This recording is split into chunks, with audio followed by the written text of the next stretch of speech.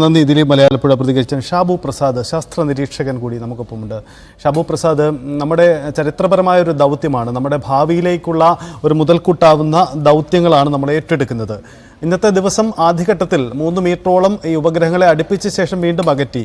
ഏതെങ്കിലും തരത്തിലുള്ള സാഹചര്യങ്ങൾ എന്ത് സംഭവിച്ചു എന്ന കാര്യത്തിൽ ഔദ്യോഗിക വിശദീകരണമാണ് നമുക്ക് ആശ്രയിക്കേണ്ടത്.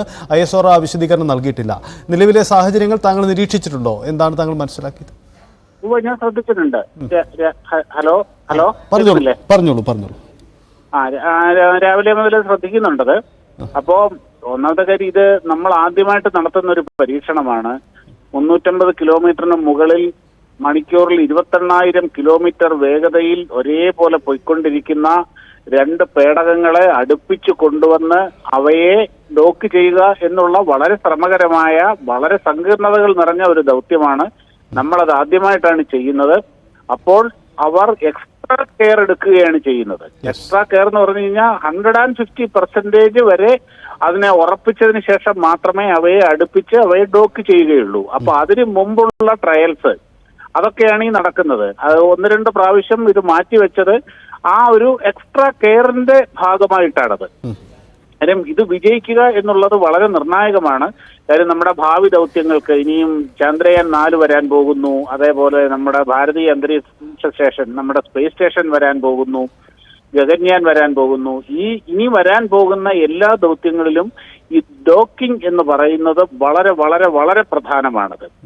അതുണ്ടെങ്കിൽ മാത്രമേ, ആ ടെക്നോളജി വിജയിപ്പിച്ചാൽ മാത്രമേ ഇനിയുള്ള ദൗത്യങ്ങളിലേക്ക് മുമ്പോട്ട് പോകാൻ കഴിയുള്ളൂ. കേവലം ഒരു ഉപഗ്രഹത്തിനെ വിക്ഷേപിക്കുക, അത് നിർദ്ദിഷ്ട ഭ്രമണത്തിൽ അതിനെ പ്ലേസ് ചെയ്യുക എന്നുള്ളതൊക്കെ നമ്മൾ മാസ്റ്റർ ചെയ്ത് കഴിഞ്ഞ കാര്യങ്ങളാണ്. പക്ഷെ അതിനപ്പുറത്തേക്ക് നമുക്ക് ഇനിയും പോകാനുണ്ട്.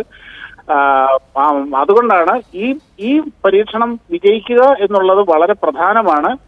അതിൻ്റെ അകത്ത് ഇനിയും, അത് കഴിഞ്ഞതിന് ശേഷം വേണം ഇതിൻ്റെ അകത്ത് ഇനിയും മാസ്റ്റർ ചെയ്യാനുണ്ട് ഒരുപാട് കാര്യങ്ങൾ.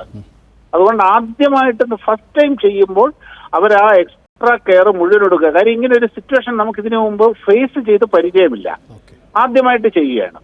അതുകൊണ്ടെടുക്കുന്ന എക്സ്ട്രാ കെയർ ആണ് എന്ന് തന്നെയാണ് ഞാൻ വിചാരിക്കുന്നത്. കാര്യം ഇതുവരെ 3 മീറ്റർ വരെ അടുപ്പിച്ചു കൊണ്ടുവന്നു. 3 മീറ്റർ വരെ അടുപ്പിച്ചു. അതുവരെയുള്ള കാര്യങ്ങളെല്ലാം കറക്റ്റ് ആണത്.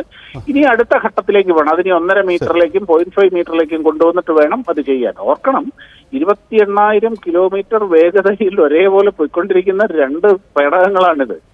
നിങ്ങൾ ആ സിറ്റുവേഷനെ പറ്റി ഒന്ന് ആലോചിച്ച് നോക്കണം. അത് ഈ പറഞ്ഞ പോലെ എത്രയേ ഉള്ളൂ, ഒരു എക്സ്ട്രാ കെയർ ആണെന്ന് മാത്രമേ ഞാൻ ഇതിൻ്റെ അകത്ത് കരുതുന്നുള്ളൂ. ഇനി കൂടുതൽ വിവരങ്ങൾ ISRO പുറത്തുവിടട്ടെ.